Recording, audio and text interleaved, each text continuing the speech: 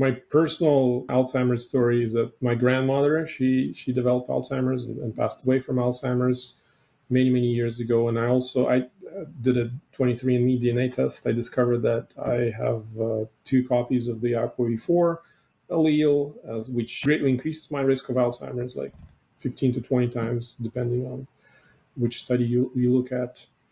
And so, yeah, Alzheimer's has been definitely a personal quest for me, or working on drug development against Alzheimer's has been a personal quest.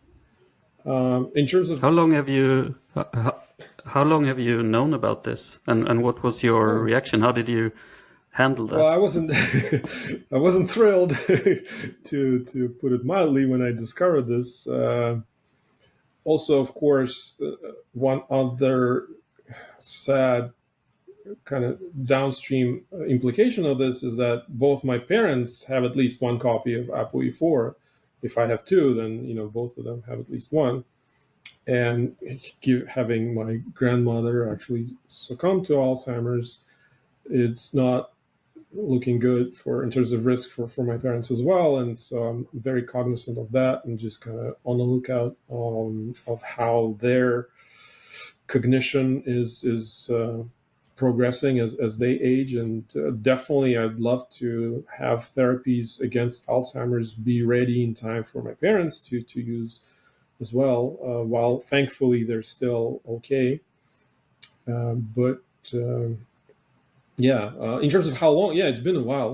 Like my grandmother, she passed away in 2011. So, and we knew that she had dementia she struggled with it for like 8 years, I think. And eventually, like, Alzheimer's was the ultimate diagnosis a few years after we started noticing the symptoms.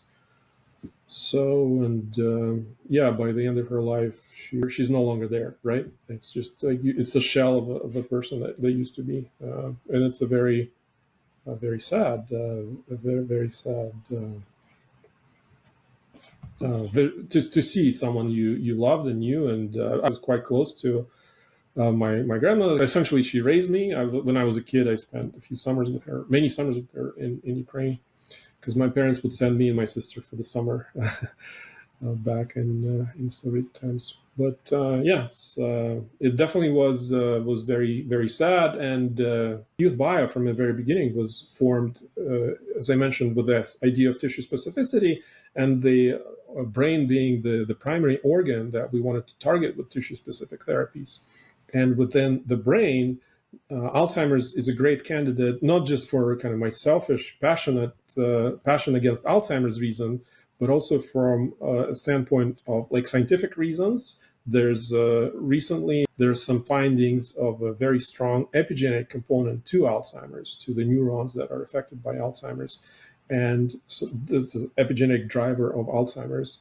And as I said, partial reprogramming is a great candidate for epigenetic changes, because partial reprogramming essentially epigenetically rewinds the cell. We've discussed this in the beginning. And so we think just from that standpoint, partial reprogramming has a good chance to be a therapeutically beneficial approach against Alzheimer's.